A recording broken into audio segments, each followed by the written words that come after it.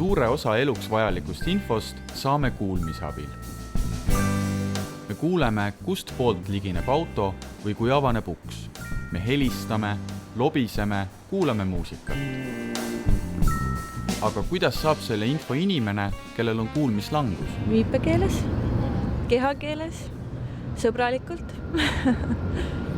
Jah, see võiks olla küll viipekeel, kui oskaks. Aga kui ei oska, siis on see ikkagi kuidagi kätekeel rohkem. Ma arvan, et teistmoodi ei saa.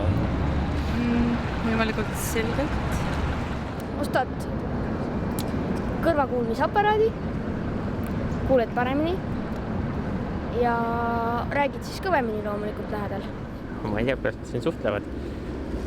Mingi selle, kas see on see keel, mis keel ta on? Kas kuulmislangus ja kurtus on erinevad asjad?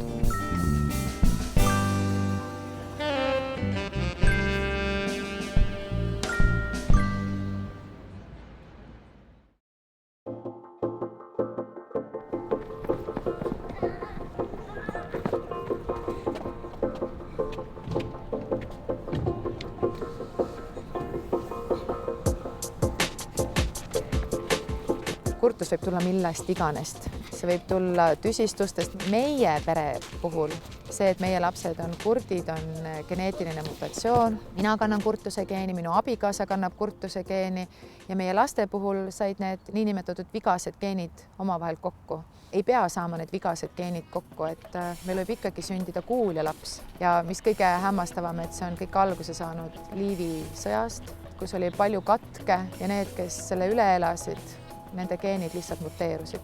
Osa Lätimaast ja meie Lõuna-Eesti, et sealt on see alguse kõik saanud. Eesti on Euroopa kõige suurema protsendiga nagu rahvastik kogukond, kus sünnib kõige rohkem kurte väikseid lapsi. Arva sa siit kes siia peale? Me ju ei teadnud, mis saab marust edasi. Et meie jaoks oli see maailm sama uus nagu igale teisele inimesele tänava pealt. Ja ilmselgelt on see šokk nii suur, et sa mõtled, et mis nüüd edasi. Kõige esimene võimalus on loomulikult viipekeel ja me käisime abikaasaga mitmel viipekeele kursusel. Me üritasime seda õppida ja me ka viiplesime mingil määral niimoodi, et me oskame öelda, et kiiresti basseinist välja ja nii ei tohi, aga muidu üldjuhul me enam viipeid enam ammu ei kasuta ja ma pigem ütlen, et me ei oska viibelda. Ma ei oska rääkida viipekeelt. Ma ei ole õppinud seda, kuna mul ei ole seda keelt vaja õppida. See on kurtide keel.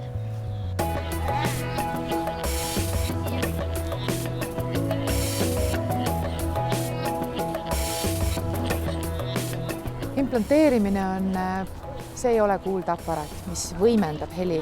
Kui me kõik teame, siis inimesel on kõrvatigu, sinna kõrvateo sisse läheb väike elektrood, millel on sellised kombitsad ja ta haarab nendest pisikestest järgi jäänud närvirakukestest kinni ja hiljem, kui kõik armid on taastunud, peakene on luustunud, siis ta saab külge endale välise protsessori ja see protsessor hakkab saatma helisignaale temale aju ja aju omakorda genereerib need heliks. Ehk siis see, mida meie arvame, et ta kuuleb, see tegelikult peaks olema justkui heli, aga me tegelikult ju keegi ei tea, kuidas ta päriselt kuuleb. Siin on nüüd see protsessor, see siin on aku või siis siia võib panna ka patareid. Siin on mikrofon, siit see heli liigub siia saatjarõngasse ja pea sees on magnet, näete, ta haarab niimoodi kinni. Kui me võtame selle ära, siis laps ei kuule ja kui nad on ühenduses, siis laps kuuleb. Ja siit saatjarõngas saadetakse talle signaalid pea sisse ja siis laps kuulebki. Kurdi lapse rääkima hakkamine erineb ilmselgelt tavalapse rääkima hakkamisest, sest kui väike laps hakkab koogama umbes 4-kuused, siis meie lapsed seda mitte ei hakanud. Ehk siis meie lapsed, nemad olid vait kui sukad. Mingil hetkel nad häälitsesid, aga see häälitsemine lõppes väga kiiresti ära, sest et laps reageerib iseenda häälele ja hakkab tekitama üha uusi. Ja selleks, et hakata rääkima, sul peab olema arusaamine sõnadest. Ehk siis, kui ukumaru implanteeriti ja protsessor sisse lülitati, siis need esimesed reaktsioonid, mis tulid, need ei olnud järsud, need ei olnud sellised, et a la teisel kuul ta hakkas rääkima. Et ta kompas maailma, ta üritas aru saada, mis helid tähendavad, kust need tulevad. Ja iga heli jaoks tuli omakorda tähendus ja ühel hetkel me avastasime, et ups, ta räägibki. Kui nad olid 5-aastased, siis nad olid jõudnud enda arengus järgi tavalastele, nii et nendel olid kõik häälikud olemas. Nad mõlemad oskasid lugeda, enam-vähem kirjutada. Minu lapsed alustasid ikka mitte eralasteaias, aga just erivajadustega lasteaias, mis on Heleni kooli lasteaed, mis on suurepärane lasteaed ühe sellise lapse jaoks. Selles lasteaias on olemas sobitusrühmad, mis tähendab, et rühmas on 13 last, kellest 3 last võivad olla siis erivajadusega lapsed. Ehk siis üks erivajadusega laps võrdub 3 tavalapsega, aga ülejäänud 10 last on tavalapsed ja need on enamuses nagu valitud sellesse lasteaeda need, kes on hea kõnega ja kes aitavad meie lapsi saada tavalisteks toredateks lasteks.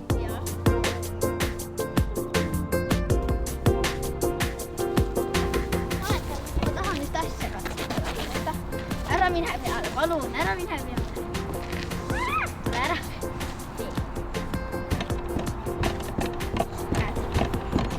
Üks nendest saab ka teha. Kõik sõltub lapsest, kas erikool või tavakool. See sõltub lapse vaimsetest võimetest ilmselgelt, kui palju lapsega on tööd tehtud. Et nii ei ole, et me implanteerime ära ja nüüd ta ongi valmis tavalaps ja läheb tavalasteaeda. Klassikaaslased suhtuvad minusse täiesti tavaliselt, et ma olengi nagu täpselt samamoodi nagu nemad. Aga ma siiski arvan, et kõik implanteeritud lapsed, neile on palju suuremad võimalused minna tavakooli, minna ülikooli, olla riigile head kodanikud.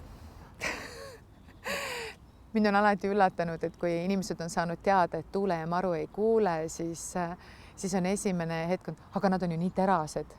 Et umbes nii, et kui nad on kurdid, siis nad peaksid olema ka, et inimestel on arvamine, et see kurtus on ka natukene nagu vaimne puu,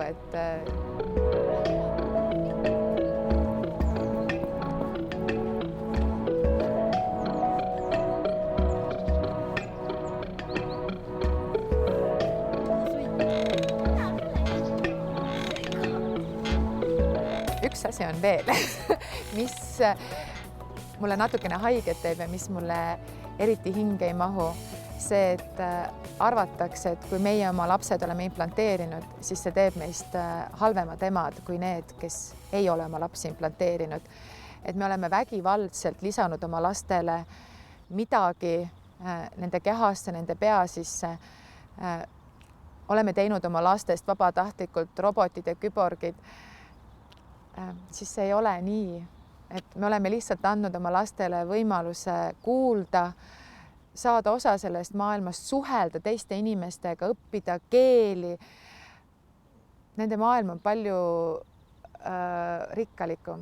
Nad saavad kuulata muusikat, nad saavad tantsida.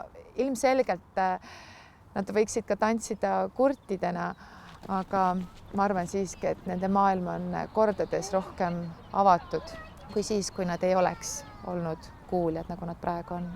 Mida mina arvan, on praegu kurtide üks kõige suuremaid põhjendusi minu tutvusringkonnas see, et me vägivaldselt lõikame oma last, paneme ta vägivaldselt operatsiooni lauale, paneme ta narkoosi alla ja siis elus tuleb nii palju selliseid olukordi ette, kus me ei saa seda nagu nii vältida. Nagu nii ta võib siin operatsiooni lauale sattuda, aga võita on lihtsalt nii palju rohkem, nii palju enamat on võita kui see, et jätta see operatsioon tegemata.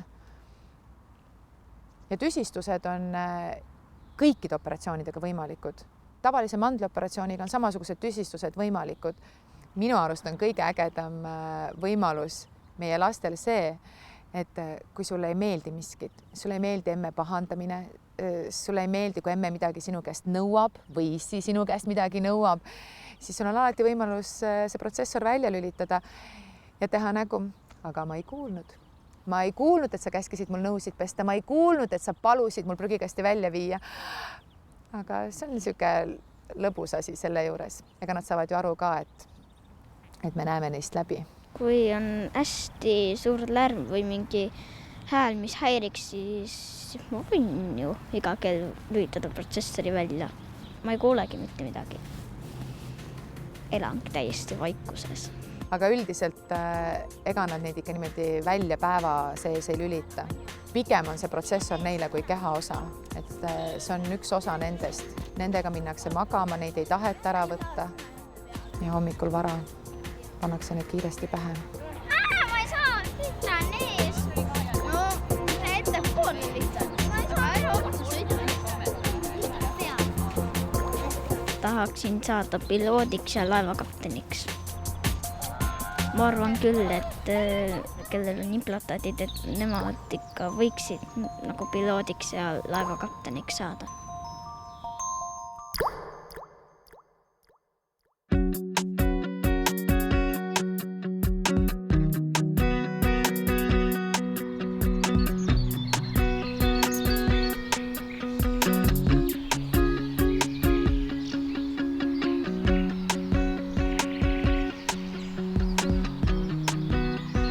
Mina olen kuulmispuudega inimene olnud terve oma elu.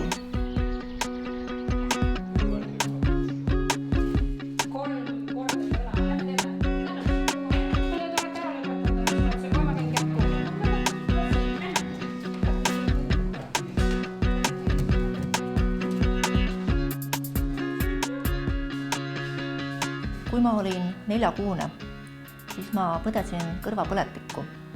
Ja arstid olid väidetavalt andnud mulle sellist ravimit, mis oli mu kuulmise ära võtnud. Ja selle teadmisega elasin ma kogu oma elu, kuni 6 aastat tagasi lasin teha endale geneetilise testi. Miks ma seda testi tegin?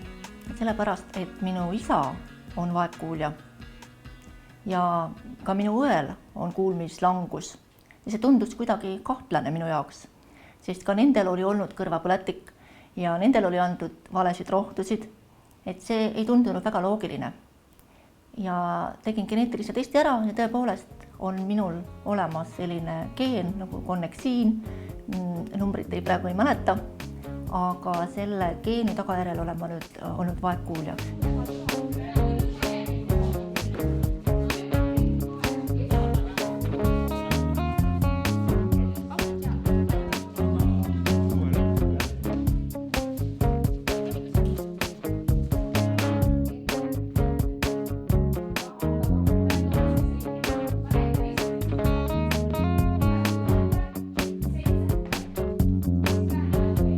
Mina kasutan kuuldeaparaati. Ma kasutan seda juba 6 aastat. Enne seda olin ma ilma aparaatideta vaegkuulja ja ma ei pidanud ennast tegelikult sugugi vaegkuuljaks. Ma arvasin lihtsalt, et ma kuulen natukene halvasti, aga mis siis? Kuuldeaparaadita kuulen mina umbes 50% sellest, mida kuuleb tavakuulja. Ehk siis pool, mida sa räägid, läheb mul kaduma. Kui ma panen aparaadi, siis ma pakun, et ma kuulen 80%, mis sa räägid. Kõike ma ka ei kuule. Nii head aparaadid veel ei ole välja mõeldud. Et arvatakse, kui inimene on kuulmispuudega, jääb ta tihtipeale kultuurisündmustest ilma. Ta ei saa käia teatris, ei saa käia võib-olla kontserditel ja kindlasti ei saa ta tantsida, sest ta ju ei kuule muusikat. See arvamus on täiesti vale. Minu isa oli kuulmispuudega ja ta juhatas orkestrit. Minu õde on kuulmispuudega, ta on muusikaõpetaja. Mina ise tantsin tantsutrupis. Meil on moodustatud juba vaegkuuljate ja kurtide tantsutrupp, kelle moto on see, et muusika meid ei sega. See on huumoriga öeldud, siis tegelikult me tantsime väga hästi. Me tajume muusikat nii nagu teised inimesed, me peame rütmi ja meie tantsud on vägagi nauditavad.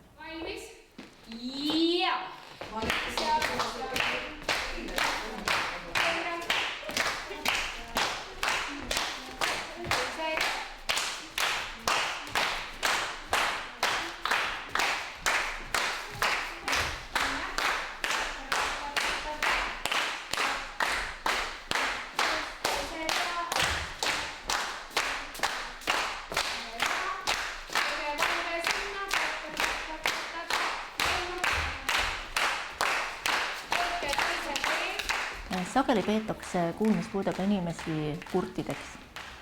Aga minu arvates on tegemist enamalt jaolt vaegkuuljatega.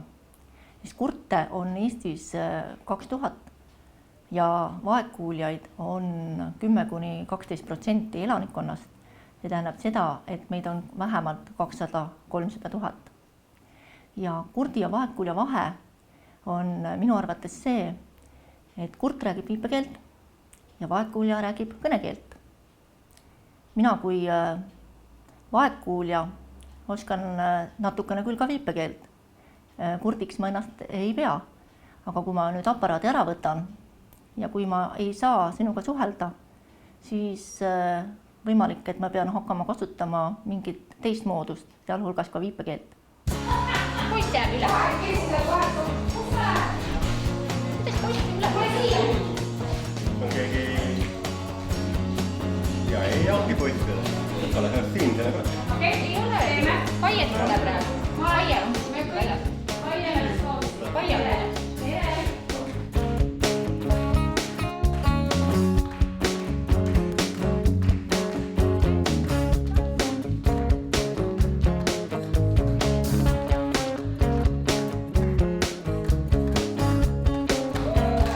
Sageli arvatakse, et viipekeel on selline mugav keel, õpid ära ja saad igal maal hakkama kurtide inimestega, kes seal maal elavad. Ei ole nii. Igas riigis on oma viipekeel. Mina oskan eesti viipekeelt. Mitte küll palju, aga oskan. Natukene oskan ma ka rahvusvahelist viipekeelt. Ka selline viipekeel on olemas. Aga Eestis elavad kurdid räägivad enamasti eesti või vene viipekeelt. Sageli arvatakse kuulmispuudega inimese kohta, et ta räägib halvasti, et tema intonatsioon on teistmoodi, tema häälikud on rohkem nasaalsemad ja siis on küsitud, et kuidas sina nii hästi räägid. Aga mina olen kasvanud kuuljate keskkonnas. Ma olen käinud tavalises koolis, minu ümber on olnud inimesed, kes räägivad hästi ja tõenäoliselt olen ma neid jäljendanud ja ma ei olegi mõelnud, et kuidagi teistmoodi võiks rääkida.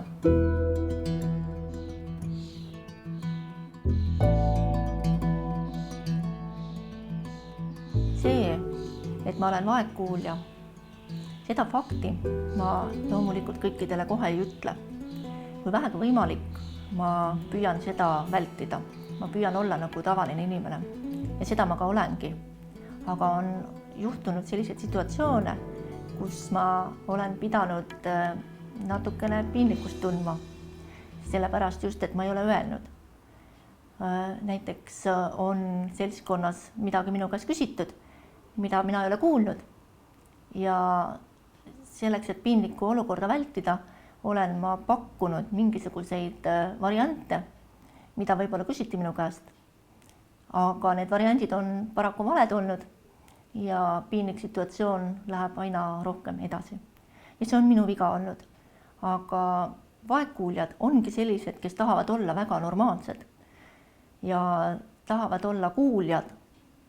Ja nagu kurdid ütlevad meile, me oleme kahe maailma vahel. Me ei ole kuuljad ja me ei ole kurdid.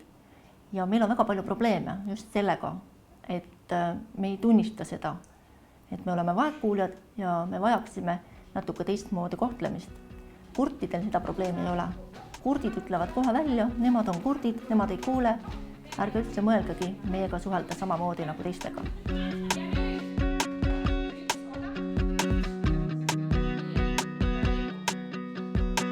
Oma elus olen ma teinud päris mitmesuguseid töid. Enamasti olen ma olnud raamatupidaja kuskil firmas. Olen olnud tavaline raamatupidaja, olen olnud pearaamatupidaja, olen olnud maksuameti spetsialist. Ja minu töö on olnud ka suhtlemine klientidega. Kas kuulmislangus on minu tööd mõjutanud? Kindlasti on. Sest suheldes erinevate inimestega olen ma kohtunud ka nendega, kes ei räägi väga hästi, väga hea diktsiooniga, võivad puterdada, võivad rääkida võõrkeeles. Võõrkeeled on mulle rasked olnud, aga üldjuhul ma olen oma sisulise tööga toime tulnud. kui võtame seda raamatupidamist, siis raamatupidamistöö eeldab arvuti kasutamist, eeldab loogikat, matemaatikat, korrektsust. Need asjad on ju kõik kuulmisest sõltumatud. Need ei puuduta kuulmist. Aga suhtlemine klientidega, toimetulemine võib tekitada raskusi. Praegu töötan ma Eesti Vaegkuuljate Liidu tegevjuhina ja juhatuse esinaisena. Ja ma võin öelda, et praegune töö on täpselt see, mida ma teha tahan ja kus minu kuulmislangus ei ole kindlasti probleemiks. Kui kuulmislangusega inimene töötab mõnes asutuses, kus on vaja kuulmist rohkem, kui tal seda on loomupäraselt antud, siis on võimalik seda töökohta kohendada vastavalt tema vajadustele, hankides spetsiaalsed valgusseadmed, vastavad vibratsiooniga äratuskellad, näiteks käekellad, suitsuandurid on olemas, sellised, mis teevad madalamat häält kui tavalised suitsuandurid, telefonid, mis võimendatakse, siis on olemas kommunikaatorid suhtlemiseks kuulmispuudega inimestele. Erinevad seadmed on ja seda tööd on võimalik teha nii väiksema kuulmislangusega kui ka suurema kuulmislangusega inimesele, vastavalt tema oskustele. Kui mina tahaksin töötada klienditeenindajana külapoes, siis ma seda tegelikult teha ei saa, sest ma ei pruugi kuulda kõikide klientide soove. Ma võin anda valesid asju, ma võin lõigata vorsti rohkem, kui klient küsis ja töö kvaliteet ju kannatakse selle all. Aga keegi teine, kellel on kuulmine vähem kahjustatud kui minul, saab seda tööd vabalt teha. Kui ma kandideerin mõnele ametikohale, siis ma kindlasti ei ole selleks valmis, et ma ütlen tööandjale, et ma ei kuule. Kindla peale ma testin, ma proovin, ma tahan olla nagu tavaline inimene ja ma ei ütle seda, et ma ei kuule, sest võib-olla seda pole vaja. Võib-olla ma saan tööülesannetega väga hästi hakkama ja ma ei näe mingit põhjust, miks ma peaksin seda rõhutama, et mul on selline erivajadus, et võib juhtuda selliseid olukordasid, kus ma ei kuule. Ma ei ütle seda enne, kui selleks ei ole oluline vajadus tekkinud. Inimesed, kes ei tea, kuidas kuulmispuudega inimesega tuleks suhelda, arvavad sageli, et mida kõvemini sa räägid, mida rohkem sa suud liigutad, mida rohkem sa kätega vehid, seda paremini ta aru saab. Tegelikult see nii loomulikult ei ole.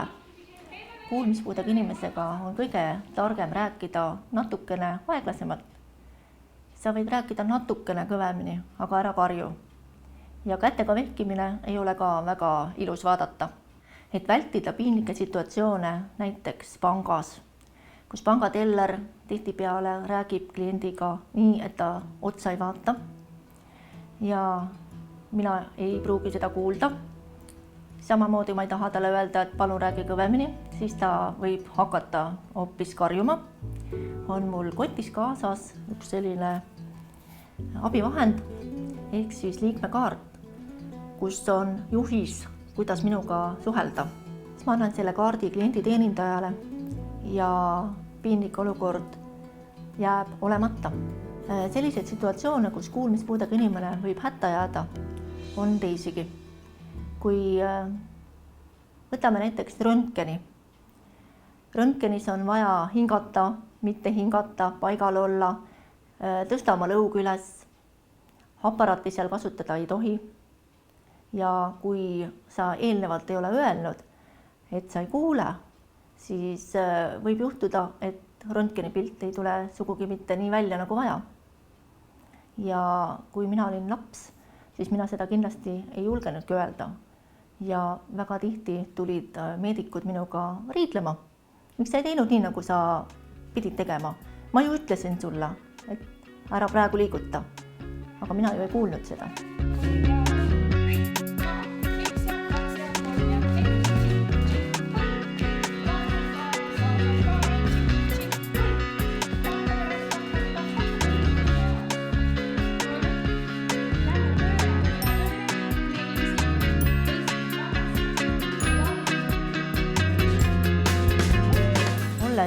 2 lapse ema ja 1 lapse vanaema, võin ma öelda, et lapsed ja ka lapselaps on arvestanud minu kuulmispuudega juba väga väikesest peale. Kui minu lapsed olid väikesed ja magasid vankris või juhtus nendega teises toas mingi õnnetus, hakkasid nutma ja kui mina ei kuulnud neid, siis võis juhtuda, et naabrid arvasid minust midagi halvasti. Laps nutab ja ema ei tee mitte välja.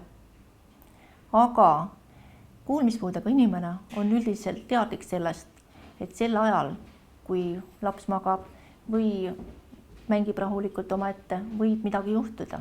Ta on rohkem valvel kui tavaline ema ja ta läheb vaatama iga natukese aja tagant, kas kõik on korras.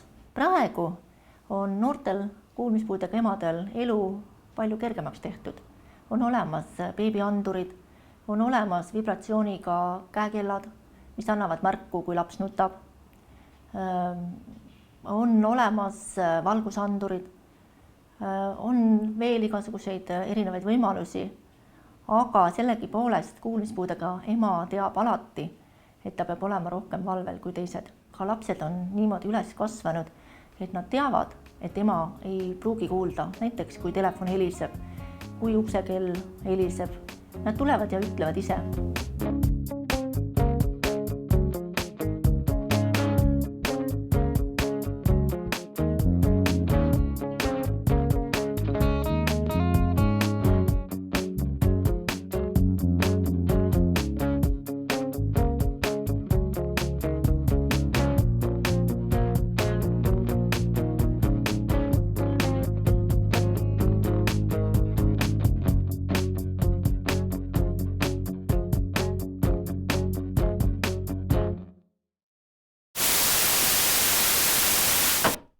Meow.